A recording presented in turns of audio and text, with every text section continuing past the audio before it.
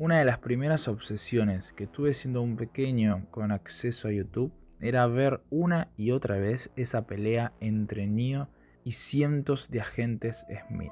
Esa pelea que una vez enganchado en un canal de cable se me había quedado grabada en la retina, y cuando encontré que podía reproducirla las veces que quisiera en una pequeña notebook que me habían regalado, las noches de desvelo que tuve no se las puedo contar. Mi primer encuentro con el mundo de Matrix fue esa monumental batalla entre Neo y los agentes Smith. Muchos agentes Smith. Batalla que también años después me di cuenta que estaba súper digitalizada. Desde ese primer acercamiento comencé, como varias de mis obsesiones infantiles, a querer saber más y más de la historia.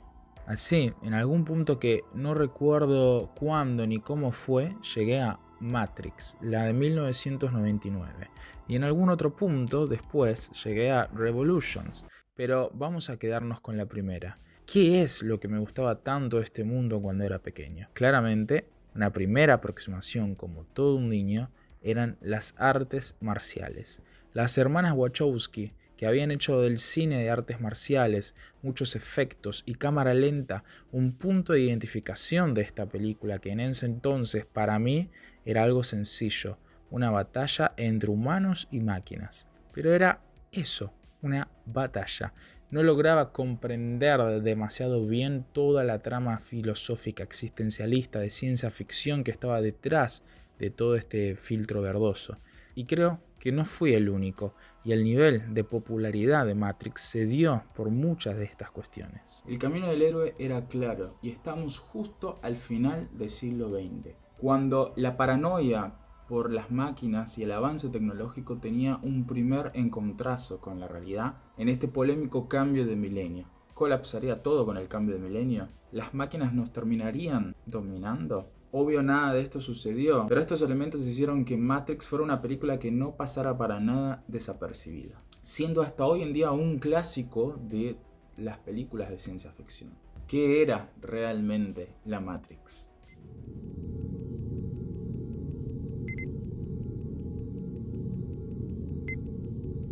Así como yo, siendo un niño de 8 o 10 años, no lograba comprender la trama filosófica o exactamente qué era ese mundo al que se conectaban, y me dejaba llevar por escenas de acción que me volaban la cabeza, es de grande que me doy cuenta que no fui el único y realmente nadie entendió Matrix. Y recién ahora, casi llegando a los 30, es que me doy cuenta de lo que la película hace 25 años atrás buscaba declarar. Matrix planteaba, al igual que en The Terminator, una especie de apocalipsis donde las máquinas habían tomado el control, y la llamada Matrix era un sistema mediante el cual, en un mundo sin sol, el ser humano era enchufado literalmente a una máquina, alimentándola. Estar enchufado significaba que vivías en la Matrix, pues la máquina te mostraba una vida normal pero falsa. Tu casa, tu familia, tus amigos, todo era simplemente un engaño, un simulacro impuesto por las máquinas para tenernos sedados y dominados. Y ahí vamos a seguir a Neo, un hacker solitario interpretado por Keanu Reeves, en una historia que tiene mucho de seguir al conejo de Alicia para poder entrar en la madriguera. A Neo le presentan dos posibilidades y él termina tomando la pastilla roja, eligiendo salirse de la Matrix para poder unirse a un grupo de rebeldes que, conscientes de este mundo falso, se conectan para poder luchar con el sistema mismo. Neo se transformaría entonces en el elegido, aquel con todas las capacidades para poder derrotar a la máquina. En este relato simple hay un villano claro, la máquina. Aquella máquina que ha controlado y deshumanizado. Bueno, yo creo que recién ahora estamos empezando a entender realmente lo que estaba proponiendo Matrix. No es una rebelión de las máquinas la que nos va a aniquilar, la que va a extinguir la raza humana. Ni sé si tampoco una IA va a cobrar conciencia y de repente le va a pintar destruirnos a todos. Es sino nuestra tendencia cada vez más irreversible a crearnos un mundo que paradójicamente nos deje afuera. Y paradójicamente digo porque es mediante el discurso de un progreso humano, digamos, de el humano avanza por el progreso de sí mismo, en su individualidad, y con la tecnología como motor principal, prescindimos justamente del propio humano, la propia concepción material del humano. Como si nuestro destino fuera prescindir de nosotros mismos. Cada vez más los avances tecnológicos son en el software, no son en el hardware, no son en lo material. No tenemos, o sea, los grandes empresarios, las grandes empresas tecnológicas no quieren el control sobre el avance tecnológico en las cuestiones materiales, autos voladores, casas inteligentes. En lo que más se está avanzando y lo que más rápido va es en el mundo digital, en el software. Es claro que el mundo de hoy está cada vez más hiperconectado, eso es una obviedad. Pero, a ver, me gustaría poder desgranar un poco más esto y entender por qué nos atrapó tanto. Y voy a mencionar ahora a Marshall McLuhan, un filósofo estudioso de la comunicación que planteó que el medio es el mensaje. Una frase que forma parte de los estudios de la comunicación conocido como ecología de medios.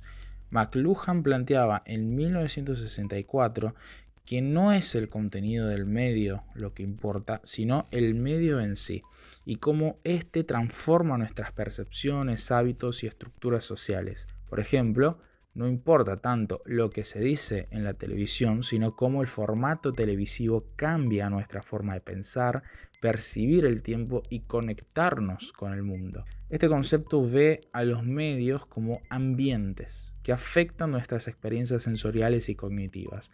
Cada nuevo medio, la imprenta, la radio, la televisión, el internet, el smartphone, se reconfigura el entorno cultural y social y se alteran cómo nos relacionamos con la información, con los demás y con nosotros mismos. Esta sería una visión opuesta a una mirada más instrumentalista sobre el uso de la tecnología.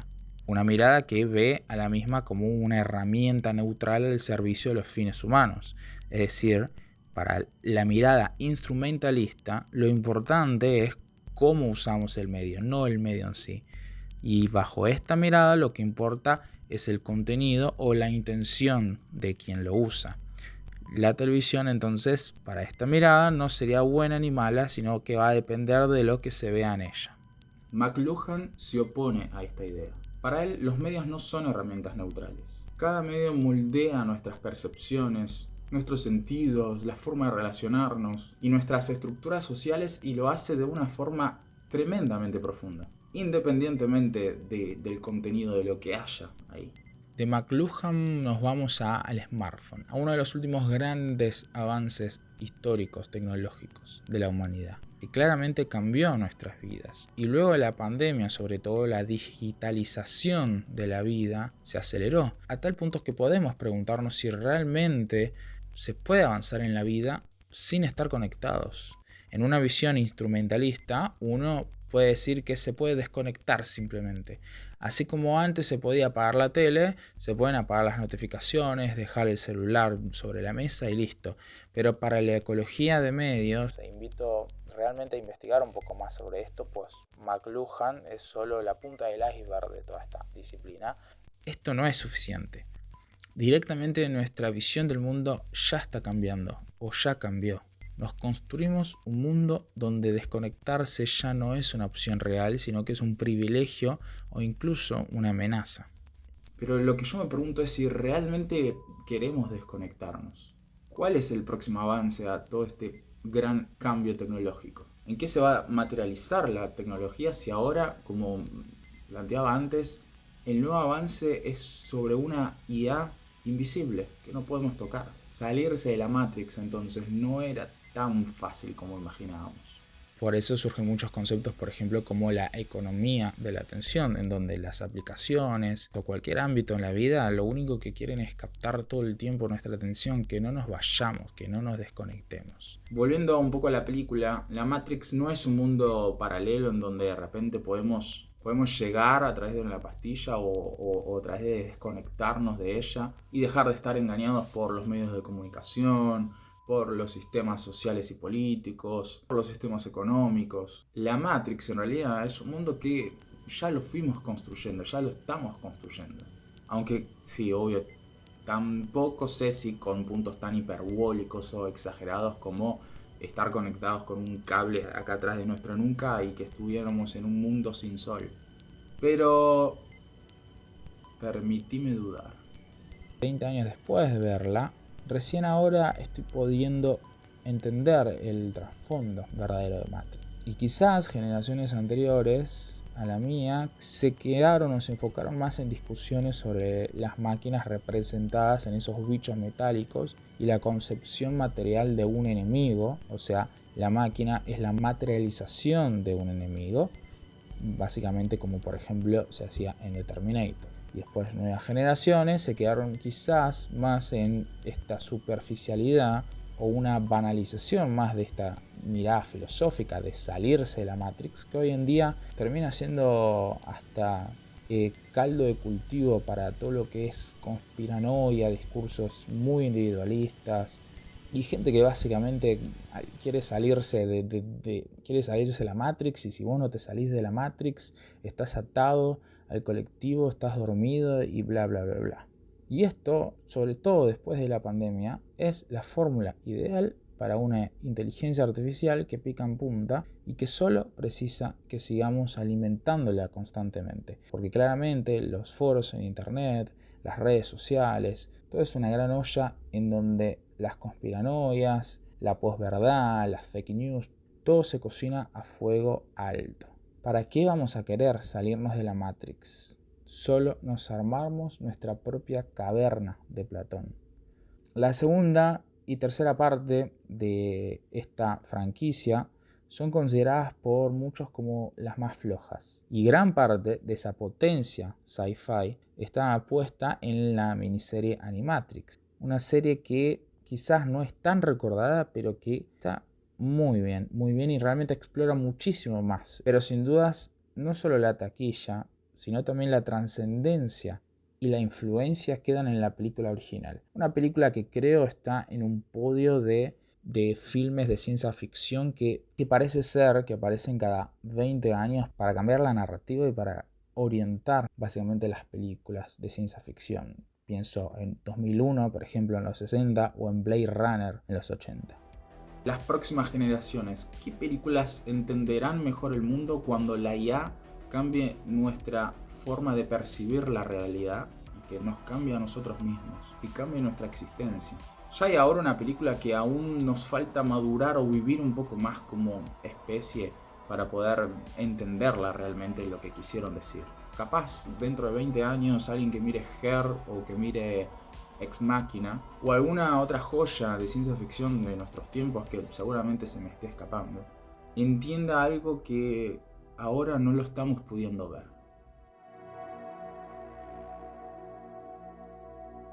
Gracias por llegar hasta el final del video. Este es el primer video de varios que quiero empezar a subir acá por YouTube, derivando análisis un poco más en profundidad sobre cine y otras cositas que voy pensando y leyendo, y que muchas veces subo en versiones un poco más cortas en mi TikTok y mi Instagram, que son Cine Entusiasmo.